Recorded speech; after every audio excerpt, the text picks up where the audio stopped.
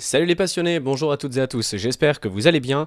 Aujourd'hui on se retrouve pour la vidéo sur le ventilateur de chauffage, on va dire sur la Renault Ondine 261 toujours. Il va y avoir du coup dans cette vidéo certains termes peut-être que je n'explique pas, typiquement le Calorstat, c'est le premier qui me vient en tête. Et je fais appel à deux trois autres systèmes du véhicule, comme par exemple la pompe à essence qui est directement intégrée au véhicule.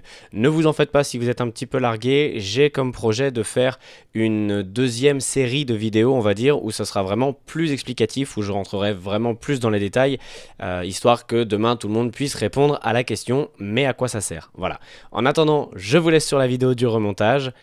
C'est parti. Ah bah voilà un moteur qui commence à ressembler à quelque chose. On a donc remonté dans l'ordre la durite d'arrivée d'essence, voilà, qui transite du coup de la pompe à essence jusqu'à l'entrée du coup du carburateur. Ensuite, on a remonté du coup la grosse durite d'eau principale du coup avec le Calorstat qui est dedans. Et ensuite, la durite d'admission d'air qui est du coup juste ici et qui pareil vient se piquer dans le carburateur juste là. Donc en gros maintenant il nous reste, ah oui, et du coup cette durite d'eau aussi en bas qui descend du coup du bas moteur jusqu'au radiateur directement. Donc là maintenant ce qui nous reste à remonter, ça va être la partie qui va être du coup juste ici. Donc c'est l'équivalent du coup du ventilateur et du filtre habitacle que vous avez du coup dans vos voitures modernes. Donc pour expliquer le fonctionnement très très simple, là-dedans on a un petit ventilateur qui est alimenté du coup par les câbles qui sont ici. Vous verrez une fois monté, c'est un peu hilarant la façon dont ça a été laissé d'usine. Ce petit ventilateur, du coup, sa fonction, c'est simplement de prendre l'air chaud qui vient d'ici, qui vient du coup du radiateur directement une fois que le moteur est en température. L'air, enfin le liquide de refroidissement bouillant passe par là, passe par ici, ressort par là et du coup retourne au moteur. Et en fait, il y a un piquage d'air qui se fait à ce niveau-là où on va aspirer la température. En tout cas, on va aspirer l'air chaud provenant du liquide qui est bouillant et ensuite du coup par un système. Hop là. Alors c'est un peu lourd à manipuler à une main. Hop là. Donc voilà, je suis en train d'en foutre partout par cette goulotte juste ici et qu'on va du coup pouvoir retrouver dans la voiture à ce niveau-là et qui passe du coup sous la voiture, qui fait toute la voiture pour arriver, comme je vous montrais du coup dans la première vidéo, soit à vos pieds, soit directement sur le pare-brise. C'est comme ça que vous allez avoir, on va dire, un chauffage dans la voiture. Voilà, on va pouvoir voir un petit peu plus en détail la bobine, voilà, globalement. Donc c'est un fonctionnement très très simple et bah, forcément ça marche pas terrible. Comme je l'expliquais du coup dans une précédente vidéo, cette voiture a servi de mariage, enfin de voiture balai pour un mariage qui s'est tenu en Auvergne en décembre. Et sincèrement, faire 400 km de route dans une voiture comme ça, de nuit, en plein mois de décembre, bah c'était pas terrible. En tout cas, j'ai conduit du coup en étant full équipé, manteau, un plaid sur les genoux, et malgré ça, je suis arrivé, j'ai chopé un rhume, voilà. Donc maintenant, il s'agit plus que de vider tout ça, lui mettre un petit coup de propre, histoire d'enlever tout le liquide de refroidissement qui pourrait rester, on va dire, de l'ancien fonctionnement, même s'il a été purgé du coup en décembre, donc il est assez propre. On va vraiment repartir sur du tout neuf. Et du coup, une fois qu'on aura vérifié l'étanchéité de tout ça, il pourra repartir en lieu et place. Donc il y a simplement deux vis de fixation là-haut, une en bas, le collier de serrage pour la goulotte qui permettra du coup d'emmener l'air chaud jusqu'à la voiture. Et du coup, ici, on va avoir la première durite de liquide de refroidissement qui va du coup se piquer en haut et celle en bas qui va venir du coup ensuite se brancher juste ici. Voilà, donc je fais tout ça et on reprend le téléphone. À tout à l'heure. Voilà, donc les durites sont rebranchées en lieu et place. Il nous manque maintenant juste à placer le petit bout de carton qui va derrière et la goulotte juste en dessous. Pour ce petit carton, eh ben, sachez que quand j'ai acheté la voiture, je me suis rendu compte qu'il avait déjà été refait et donc j'ai dû moi-même en refaire un peu après comme j'ai pu. C'est un truc vraiment fait à la va-vite, on va dire, pour qu'il y ait quelque chose et que ça tienne à peu près en place.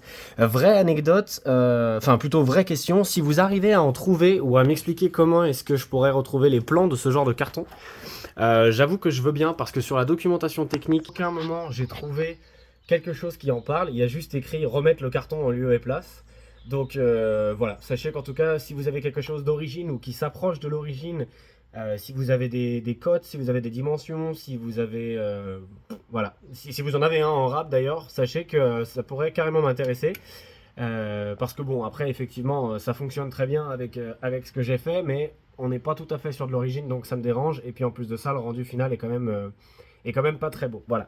Donc en tout cas, il me reste plus qu'à rebrancher tout ça. Et puis ça commence tout doucement à ressembler à un moteur, cette histoire quand même.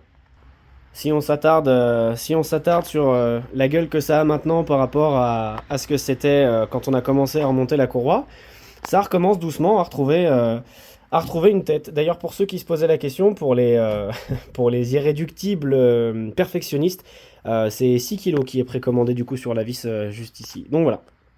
Il nous reste encore un peu de remontage, mais globalement, tout commence à ressembler à un moteur et ça commence à me plaire de plus en plus. Et voilà, maintenant que tout est remonté, ou enfin presque, laissez-moi vous conter une petite anecdote à propos de ce système de chauffage que je vous expliquais du coup un peu plus tôt. Juste ici, vous avez du coup les branchements qui sont, bon, ils sont ce qu'ils sont, ils sont dans leur jus, il faut que je refasse un petit coup juste ici, mais globalement, ils sont à peu près dans leur état d'origine. C'est-à-dire que vous aviez vraiment deux cosses comme ça qui étaient juste simplement mis bout à bout par une vis.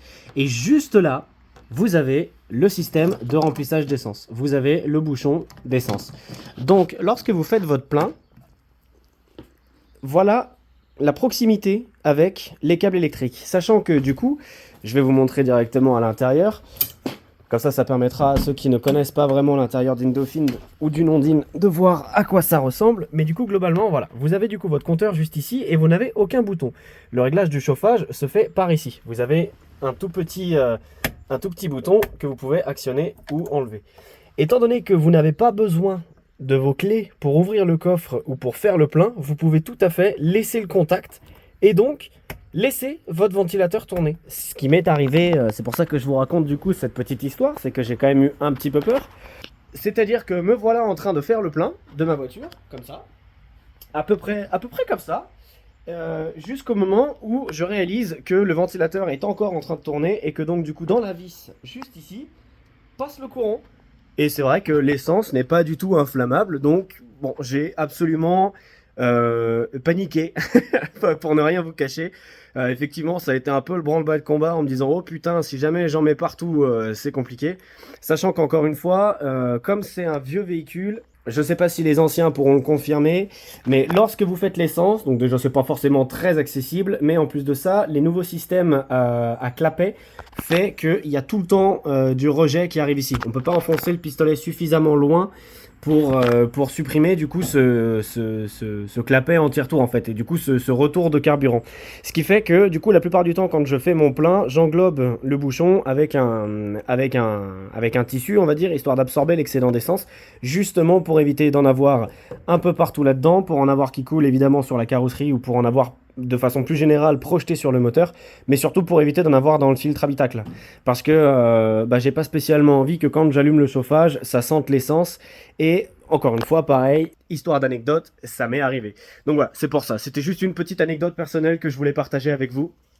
Maintenant, il ne nous reste plus qu'à voter. Et voilà, le moteur commence donc à être vraiment pas mal, il commence à être vraiment remonté, je suis assez content, ça a pas mal avancé, mais il nous reste encore pas mal de choses à voir, notamment je pense que je vais changer mes bougies et je vais changer, ou en tout cas je vais essayer de modifier un petit peu ma tête de Delco, parce que comme je vous disais, j'ai quelques problèmes de démarrage.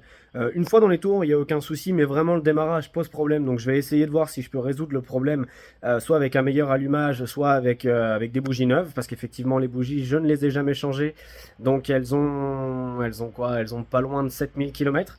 Donc bon, on va quand même faire une petite vérification à ce niveau-là. Et puis ensuite, il nous restera encore pas mal de choses à voir avant le démarrage de la bête. Mais la prochaine étape, ça va vraiment être tout ce qui est électrique sur le véhicule. Sur ce, merci à toutes et à tous d'avoir suivi les différentes vidéos. Et n'hésitez pas à vous abonner pour en avoir un peu plus de contenu. Étant donné que je me lance, ça m'encourage aussi beaucoup. Si jamais vous avez des idées, si vous avez envie de partenariat, que je parle d'autres voitures, de votre voiture peut-être, n'hésitez pas à le mettre en commentaire. Et puis je suis ouvert à toute discussion, je réponds à tout le monde dans les commentaires. Merci en tout cas d'avoir suivi cette petite vidéo et à bientôt pour une prochaine. Ciao.